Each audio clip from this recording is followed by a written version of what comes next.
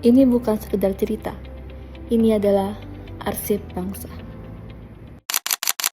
Halo semuanya, selamat datang di Arsip Bangsa.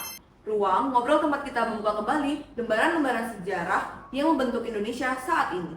Nah, di video kali ini kita akan membahas Perhimpunan Indonesia, sebuah organisasi pelajar di luar negeri yang punya peran besar nih dalam kemerdekaan Indonesia. Bener banget tuh, tapi Syekh, boleh kali kita spill dikit nih gimana latar belakang dari PI atau Perhimpunan Indonesia?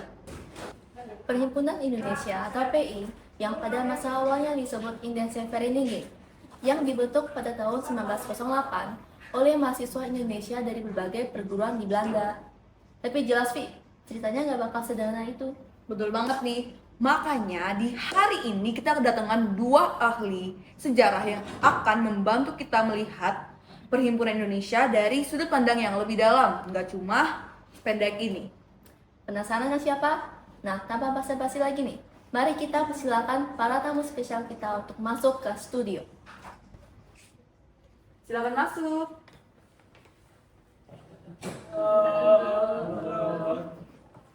Silakan duduk. Boleh tolong diperkenalkan diri dulu, Pak? Oke, halo semuanya. Nama saya Wilson. Saya bersama Davin di sini. Kami berdua adalah content creator yang sering membahas dan menganalisis mengenai sejarah. Nah, jadi mereka berdua ini adalah content creator yang sering meneliti sejarah-sejarah. Kira-kira sejarah apa aja nih yang lo teliti, Pak? Sebenarnya udah banyak, tapi terakhir yang kami bahas itu tentang politik etis. Ini sih lumayan seru ya, soalnya politik etis ini ternyata ada plot twist. Ternyata plot twistnya ini negara Belanda atau rakyat Belandanya mendukung kemanusiaan di negara kita sendiri. Oh, berarti udah banyak ya, Bud? Iya, banyak. Nah, tapi kita kembali ke topik kita nih, tentang Perhimpunan Indonesia. Nah, kalau menurut Bapak-Bapak, PI ini sendiri sebenarnya organisasi seperti apa sih? Nah, organisasi ini sendiri awalnya merupakan organisasi yang bersifat sosial dan memiliki tujuan yang sebagai wadah solidaritas dan persahabatan bagi pelajar di Belanda. Nah, sebelumnya kita sendiri harus tahu dari awal kenapa mereka ini ada di Belanda. Nah, posisi Perhimpunan Indonesia atau yang dulu disebut sebagai Indische Vereniging sendiri ada di Belanda karena warga-warga di Indonesia yang ingin meningkatkan pendidikannya di Indonesia itu gak bisa. Karena kenapa? Indonesia sendiri masih dijajah. Gimana coba bisa ada universitas di Indonesia? Karena itu mereka pergi ke Belanda untuk meraih pendidikan. Nah, karena mereka itu orang-orang Indonesia, mereka ingin membangun solidaritas dan hubungan persahabatan antar pelajar di sana. Dan dari situlah dimunculkan sebuah organisasi bernama Indische Vereniging. Tokoh-tokohnya sendiri yang bisa kita mention ada seperti Sumitro, Sultan Kasajangan Soripada, dan RM Noto Suroto. Tadi sempat mention gitu ya, PI ini awalnya wadah solidaritas bagi pemuda-pemuda Indonesia di Belanda. Nah, kalau gitu kenapa kemudian malah bergeser ke arah politik dan bahkan jadi alat perlawanan? Jadi, perubahan Indische Vereniging itu sendiri disebabkan oleh dua faktor. Faktor internal dan faktor eksternal. Nah, untuk faktor eksternalnya, anggota-anggota PI ini mendapatkan paham baru dari Eropa, kayak demokrasi, nasionalisme, liberalisme, dan lain sebagainya. Ditambah lagi adanya keberhasilan negara lain melawan penjajah, seperti Jepang yang menang melawan Rusia. Nah, betul tuh. Nah, untuk faktor internalnya sendiri, terdapat dari anggota PI, itu tuh memiliki kesadaran untuk berdeka dan untuk bersatu.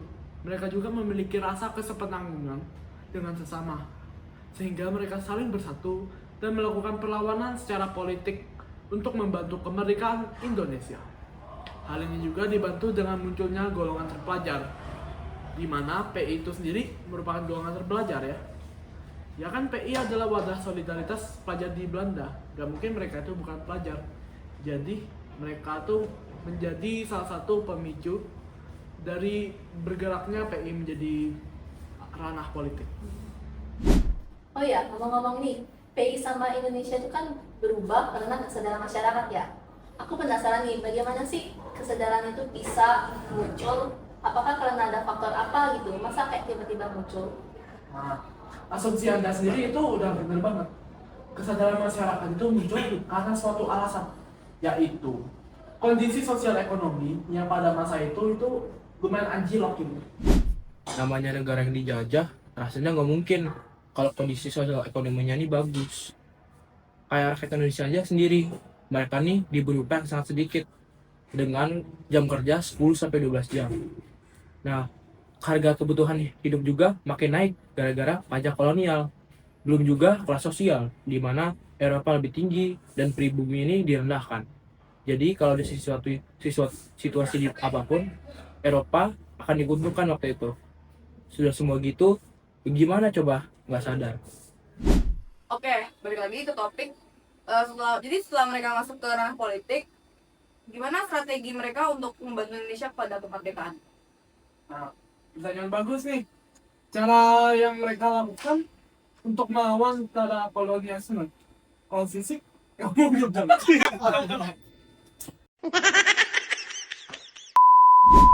Iya, mereka itu melakukan perlawanan dengan dua hal yang penting. Yaitu pertama, propaganda. Sebagai kaum terpelajar, propaganda merupakan salah satu cara yang bisa dilakukan untuk lebih membakar semangat warga Indonesia ataupun menarik perhatian dunia luar. Contohnya, ada seperti majalah yang diterbitkan oleh PI itu sendiri berjudul Indonesia Merdeka pada tahun 1924 dan Manifesto Politik pada 1925. Nah, untuk hal penting yang kedua itu ada hubungannya dengan internasional, melalui diplomasi. Dengan diplomasi dan pembentukan hubungan internasional, negara kita mendapatkan berbagai dukungan dan juga nantinya akan menjadi bantuan sebagai negara yang mengaku akan kemerdekaan kita. Seperti contohnya Hatta dan perwakilan PI lainnya yang menghadiri kongres menentang imperialisme dan penindasan kolonial di Brussels pada 10-15 Februari 1927. Wah, jadi Indonesia nih sebenarnya udah go internasional gitu ya, bahkan sebelum merdeka nih. Iya dong, Indonesia agak terkunci oleh kolonialisme seperti itu. Lagian kan pelajar juga bisa keluar negeri untuk mencapai pendidikan yang lebih tinggi. Jadi ini strategi-strategi yang tadi Bapak sebutkan berdampak nggak sama Indonesia ya? Berhasil nggak? Nah, strategi mereka ini cukup membawa dampak pada negeri kita. Salah satunya itu memicu munculnya organisasi seperti PNI, PPI, Jong Indonesia, dan lain sebagainya. Tentu organisasi ini nantinya berkontribusi dalam membawa Indonesia merdeka. Terus, penggunaan kata Indonesia secara literal sendiri dari Perhimpunan Indonesia membawa banyak inspirasi bagi warga Indonesia. Untuk informasi tambahan kalian, sebenarnya Perhimpunan Indonesia itu adalah organisasi pertama yang menggunakan kata Indonesia di namanya. Bahkan majalah yang berjudul Indonesia Merdeka sebelumnya bukan Indonesia Merdeka, tapi ada Hindi gimana gitu. Nah, sejak PI, banyak sekali kebijakan, nama organisasi, dan yang lainnya menggunakan Indonesia secara langsung sebagai bentuk cinta tanah air. Contoh yang bisa kita lihat seperti Sumpah Pemuda pada 1928. Kan ada 3 kalimat tuh yang punya Indonesianya masing-masing. Seperti kami putra putri Indonesia mengaku berbangsa yang satu, bangsa Indonesia. Itu satu kalimat aja udah berapa Indonesia tuh. Sekali lagi terima kasih untuk Bapak Davin, Bapak Wilson yang sudah datang, dan terima kasih juga buat teman-teman pendengar yang sudah menyimak sampai akhir. Semoga episode ini nggak cuma jadi bahan dengar, tapi juga jadi bahan refleksi untuk kita semua. Ingat, ini bukan sekedar cerita, tapi Arsip bangsa.